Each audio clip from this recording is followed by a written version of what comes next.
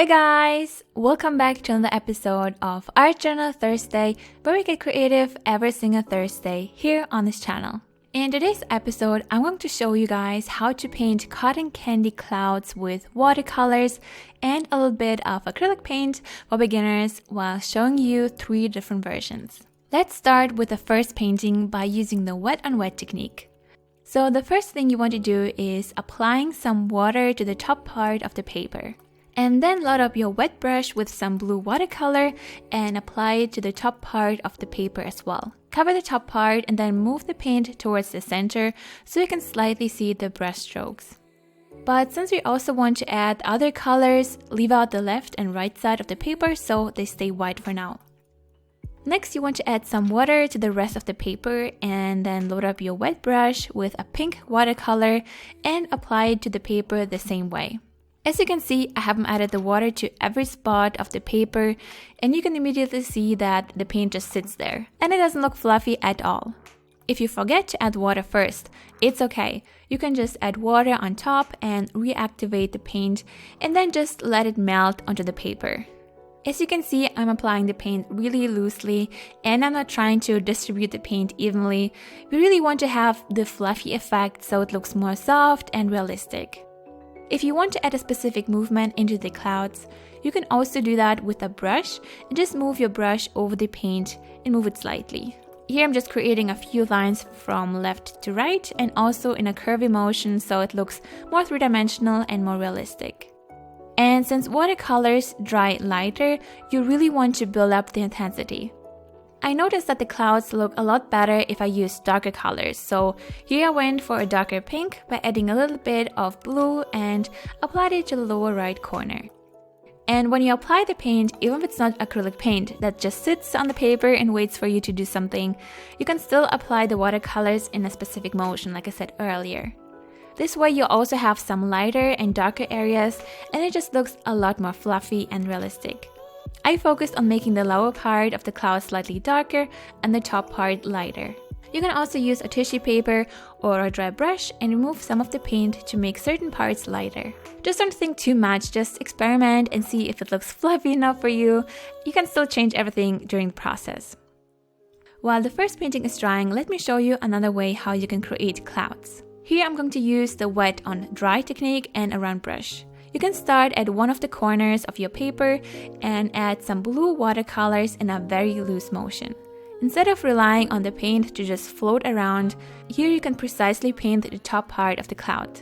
You can add some paint to the paper and then use more water to slightly lighten up the paint.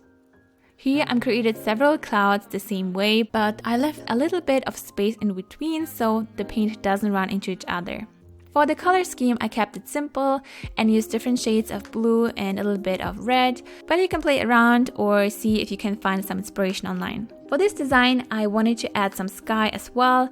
That's why I focused on adding the clouds to the left and lower part of the painting. You can also mix the colors, of course, to make it more three-dimensional and to make it look more interesting. But here again, you want to pay attention to lighter and darker areas.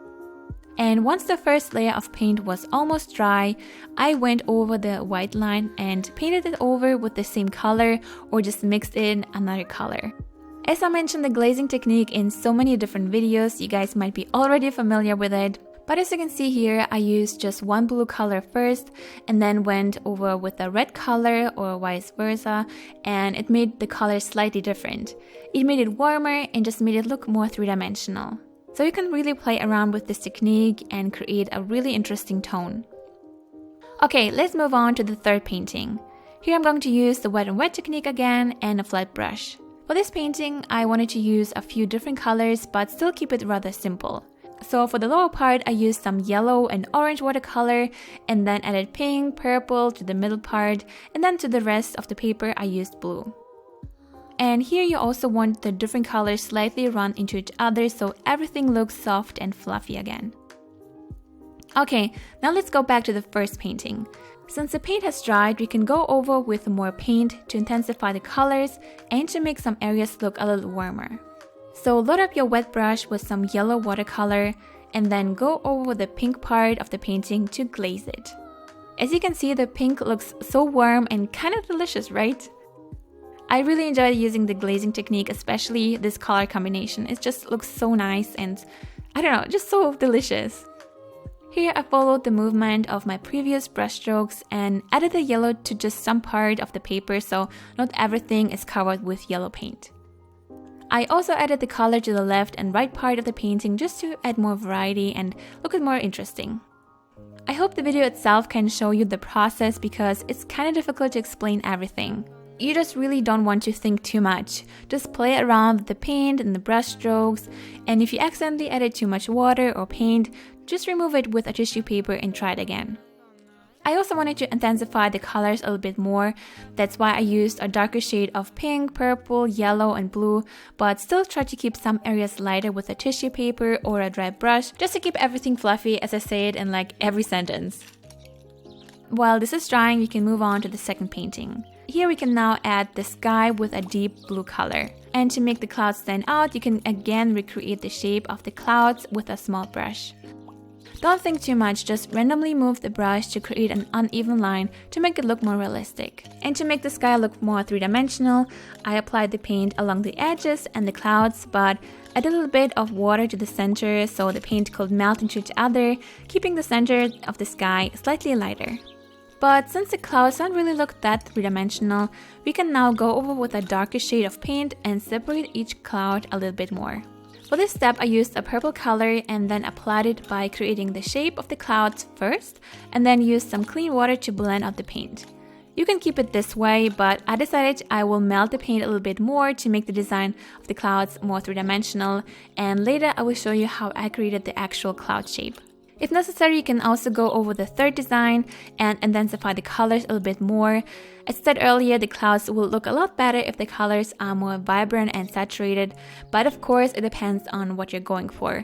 I mean, you can even keep the clouds just like that and it looks great in my opinion, but I wanted to show you another version that you guys requested. And now we can finally add the fluffy white part of the clouds. For this step, I'm going to use white acrylic paint and a flat brush. To create the white clouds, you want to start applying the top part of the clouds with some white acrylic paint and a dry brush. You want to paint the clouds similar to the second design, really loosely so it looks more realistic. And then you can blend out the color downwards so the top part stays white, but the lower part blends into the color below. This way it looks, again, a lot fluffier, but it also makes the cloud more three-dimensional. You can either add additional clouds like I did here, or you can just add the white paint following the movements you already created with the watercolor. By applying the white acrylic paint with a dry brush, you create an interesting effect on the paper. But if you want to blend out the paint, you can use a little bit of water. And this is what we are going to do with the other design. You want to apply the white acrylic paint to the top part of every cloud and then just blend it out with a clean wet brush. This is similar to the glazing technique we use for watercolors, because with the white paint, you make the color below slightly pastel and matte looking. It's really fun and you can make the clouds look a lot more three-dimensional. To blend out the paint, I move the brush in a circular motion just to follow the shape of the clouds. After blending out the white paint, you might want to go back and intensify the top part again. If you want, you can also add some stars to the sky or just keep it the way it is. For the third and last design, the steps are similar to the previous paintings. You want to add the top shape of the cloud with white acrylic paint and then blend it out with a wet, clean brush. Here I separated each cloud by just keeping the lower part of the cloud the way it is and then applied the white paint slightly below so there's a little dark color in between. And again, you can brush the paint with a dry brush over the paper to create this fluffy effect. But be sure you don't just add white acrylic paint everywhere. You still want to keep some areas darker so it looks three-dimensional. And this is the final result. What do you guys think? There are so many ways how you can paint clouds, but I hope you enjoyed and liked this method and that it will give you some ideas for your next painting. Don't forget to give this video a thumbs up if you liked it and to subscribe and to hit the bell button if you're new to this channel so you don't miss out on any new video. I upload on Thursdays and on Saturdays. Thank you so much for watching, guys. Have a wonderful day and I will see you on Saturday. Bye!